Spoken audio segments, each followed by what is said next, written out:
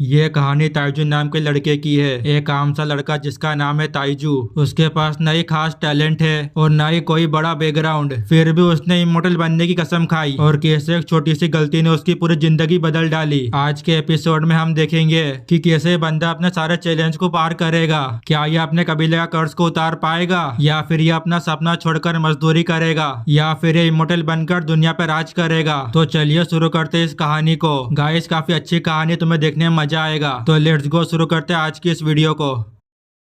Episode की शुरुआत में हमें हजारों साल पहले का सीन दिखा जाता है। फिर हमें एक लेजेंडरी फाइट देखने को मिलती है। See to the heaven defined bead. ये ऐसी चीज नहीं है जिसकी तुम्हें लालच करनी चाहिए। वो बंदा कहता है बकवास मत करो, अगर तुम सभी लड़ सकते हो तो मैं क्यों नहीं कर सकता। फिर वो तीनों लेजेंडरी अपनी पावर का इस्तेमाल करते हैं, लेकिन सीटू हार नहीं मानता। सीटू बताता है कि वो 1 मिलियन बर्ड देश से है। एक लड़की कहती है हेवन डिफाइंड बीड को सौंप दो, हम तुम्हें छोड़ देंगे। वो कहता अगर मैं इसे इनकार कर दूं तो। फिर वो अपने फायर बर्ड को समन करता है। फिर हमें उन तीनों बीट्स की बैटल दिखाई जाती है। वो तीनों उससे कहते हैं हम तुम्हारी जान ले लेंगे। सीटू कहता है समय के साथ दुनिया बदलती है। ये देखकर वो तीनों समझ जाते हैं कि वो खुद तो खत्म करने वाला है। फिर वो तीनों उसे रोकने के लिए जाते हैं, लेकिन लास्ट में वो खुद तो खत्म कर लेता है। लेकिन जो उसकी पावर थी वो कहीं और चली जाती है। हमें बताया जाता है इमोर्टल बनने की जर्नी लंबी है। फिर हमें हमारे हीरो को दिखाया जाता है जो कि पढ़ते हुए घर जा रहा था। यहाँ पर हीरो की फैमिली ज्यादा पैसे वाली नहीं थी, वो मेहनत मजदूरी करके अपना घर चलाते थे। फिर हम देखते हैं कुछ लोग अंदर आ जाते हैं। दरअसल ये लोग कर्जा मांगने वाले हैं। फिर वो मोटा दूसरे भाई से कहता है इस महीने के लिए ब्याज तैयार कर लिया। आगे हम देखते हैं कि आदमी को पैसे मिल जाते हैं, लेकिन उसके मॉम डैड उसे रोकते हैं। उसका डैड कहता है हम तुम्हारा कर्जा चुका देंगे। दरअसल ये पैसे उसके बेटे की जर्नी के लिए है, उसे एग्जाम जो देना है। फिर वो मोटा कहता है तुम कबीले का कर्ज भी चुका नहीं सकते। हम देखते हैं उसकी मॉम काफी समझाती है उसे, यहाँ तक कि वो उससे भीख भी मांगती है। यहाँ पर ताइजू अपने मॉम डैड को समझाता है। फिर वो मोटा ताइजू से कहता है जब मैं अगली बार आऊंगा तो तुम तैयार रहना, इसका मतलब ये अगले महीने और आएगा। फिर वो उसका दरवाजा तोड़कर चला जाता है। फिर हम देखते हैं उसका डैड काफी अफसोस कर रहा था। वो बताते हैं जो मेरे साथ गलत हुआ है तो मैं इसके लिए किसके पास जाऊँ। फिर उसकी मॉम ताइजू से कहती है, वो उससे कहती है कि तुम नहीं जा पाओगे, मतलब अगले साल प्रीफेक्चर एग्जाम के लिए। यहाँ पर वो देखता है कि उसके मॉम डैड काफी परेशान है। फिर ताइजू उनसे कहता है इसके लिए हमें 1 और साल का समय लगेगा। वो उन्हें समझा ही रहा था कि वहाँ पर उसका भाई आ जाता है। वो बताता है कि वो दौड़कर आया था, मैं हमेशा कदम बहुत देर से आता हूँ। मतलब देखा जाए तो वो कर्ज वाले अपनी हाथ पार कर रहे हैं। वो बताता है कि वो इम्पोर्टेंट मैटर के ऊपर बात करने आया है। The hang mountain sect is the Zhao country, मतलब वहाँ पर लोगों को भर्ती कर रहे हैं। वो बताता है ट्रायल के लिए 3 स्पॉट है, ताइजू को इसके अंदर ज्वाइन होना चाहिए। मतलब वो चाहता है कि ताइजू इसके अंदर ज्वाइन हो जाए। हम देखते हैं क्या वो ठग तुम्हें अभी भी धमकाने की हिम्मत करेंगे। उसके डैड कहते हैं ये इमोर्टल का कोर्स काफी अच्छा है, लेकिन मैंने सुना है कि इमोर्टल में आने वाले खतरों का सामना करना पड़ता है। क्या हम जैसे लोग कभी इसकी कल्पना भी कर सकते हैं? मैं और मेरी पत्नी इस साल और लकड़ी की नक्काशी करेंगे, इसका मतलब अगले साल के एग्जाम के लिए, मतलब ये उसके लिए तैयारियां करेंगे, भले ही मुझे उन्हें चुकाने में 10 या 20 साल क्यों ना लग जाए। मतलब वो इसे यहाँ पर एक्सेप्ट कर लेते हैं। फिर हम देखते हैं ताइजू यहाँ पर हिम्मत दिखाता है। फिर वो अपने मॉम डैड से कहता है इन सभी सालों में मैंने किसी भी तरह की हिम्मत नहीं दिखाई। ताइजू बताता है कि उसके परिवार में अभी बहुत सारी खराबियां हैं। मैं नहीं चाहता कि दूसरे लोग तुम्हें धमकाए, नहीं मैं चाहता हूँ कि तुम सभी इस तरह से पीड़ित हो। वो कहता है कि मैंने अपना मन बना लिया है, लाइफ आसान नहीं होती है, मैं अपनी पूरी कोशिश कर सकता हूँ और इसे एक शॉट दे सकता हूँ। हम देखते हैं भाई उन्हें समझाता है। फिर ताइजू तीनों से कहता है मैं तुम्हारी उम्मीदों पर खड़ा उतरूंगा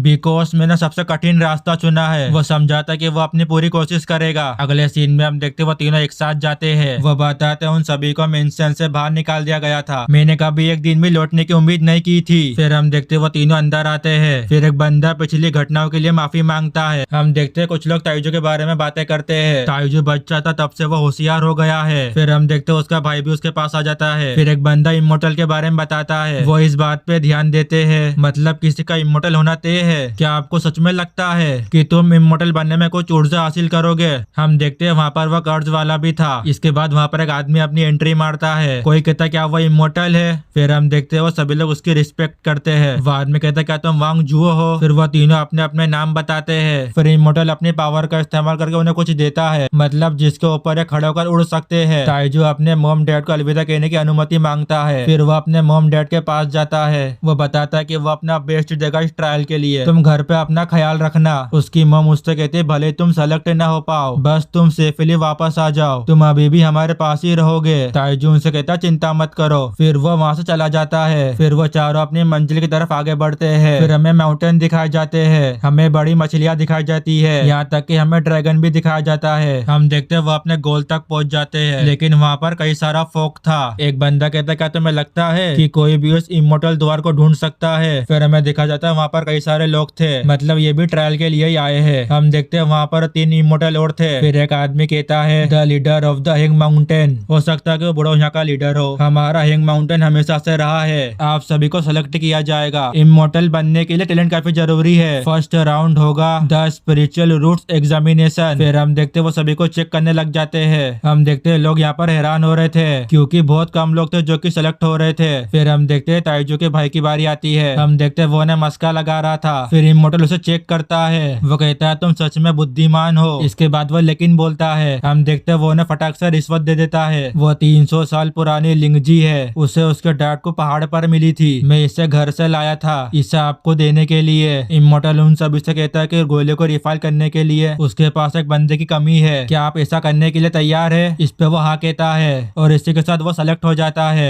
फिर हम देखते हैं ताइजू की बारी आती है। फिर वह बंदा ताइजू को चेक करता है, फिर वो उसे रिजेक्ट कर देता है। यहाँ पर ताइजू को कई सारी बातें याद आती है, जैसा कि उस मोटे ने कहा था तुम कबीले से अपना कर्ज भी चुका नहीं सकते। फिर हमें एक फ्लैशबैक दिखाया जाता है जिसमें उसकी मॉम उस मोटे से भीख मांगती है, मतलब यहाँ पर उसे कई सारे फ्लैशबैक याद आते हैं। फिर उसे याद आता है कि अभी खत्म नहीं हुआ है, उन्होंने कहा था कि ये पहला राउंड है, मतलब यहाँ पर और भी एग्जाम होंगे। वो बताते हैं कि स्पिरिचुअल नोट इम्पोर्टेंट है। फिर वो इमोर्टल उन सभी से कहता है क्या तुम सभी हिंग माउंटेन पर शामिल हो सकते हो? इसका मतलब है कि वहाँ तक पहुँचना है। इमोर्टल लैंड डिवाइन माउंटेन तक पहुँचे। देखा मैंने कहा था ना वहाँ तक पहुँचना है। वो बताता है सूरज के डूबने से पहले तुम्हें वहाँ तक पहुँचना है, अगर तुम नहीं पहुँच पाए तो तुम फेल हो जाओगे। अगर तुम आगे नहीं बढ़ सकते, याद है रास्ते में खतरों का सामना नहीं कर सकते, तो जोर से चिल्लाओ कि तुम हार मान रहे हो, फिर कोई आपको वापस ले जाएगा। फिर हम देखते हैं सभी लोग कोशिश करते हैं उसके ऊपर चढ़ने की। हम देखते हैं यहाँ पर ताइजू काफी तेज भाग रहा था, लेकिन उसके पीछे वाला उसे पीछे कर देता है, लेकिन ताइजू हार नहीं मानता, वह फिर भी आगे बढ़ता है। आगे हम देखते हैं एक बंदा आग में फंस जाता है। कई सारे लोग अपनी हार मान लेते हैं, जो इमोर्टल होते हैं वो उन सभी को वहाँ से बचाकर ले जाते हैं। हम देखते हैं यहाँ पर ताइजू हार नहीं मान रहा था। फिर हम देखते हैं वो फंस गया था लावा के बीच में। ये देखकर ताइजू कहता क्या ये एक भ्रम है? हम देखते हैं वो आगे बढ़ता लेकिन उसे दर्द हो रहा था। यहाँ पर उसकी हालत काफी खराब हो गई थी। वो देखता है सामने उसकी मंजिल है, वो उसकी तरफ भाग कर जाता लेकिन आगे रास्ता नहीं था। वो अपने मन में कहता है वो इमोर्टल बनना चाहता है। हम देखते हैं वो अपना पहला कदम उठाता लेकिन वो नीचे नहीं गिरता। फिर वो धीरे धीरे करके आगे बढ़ता है। वो समझ जाता है कि अब वो नहीं गिरेगा। फिर वो तेजी से अपने गोल की तरफ भागता है, लेकिन फिर वो आगे नहीं बढ़ पा रहा था, उसका गोल काफी करीब है। वो कहता है तुम मुझे क्यों रिजेक्ट कर रहे हो? उससे आवाज आती है कि टाइम खत्म हो चुका है। बच्चे तुम्हारा दिल मजबूत है, लेकिन ये महापथ का मुकाबला नहीं कर सकता। फिर हम देखते हैं वो वापस जा रहा था। वो दोबारा ट्राई करता लेकिन वो नीचे गिर जाता है। फिर वो देखता है कि उसके पास कोई है। C2 से कहता आखिरकार वो दिन आ ही गया। और इसी के साथ ये एपिसोड यहाँ पर ही खत्म हो जाता है।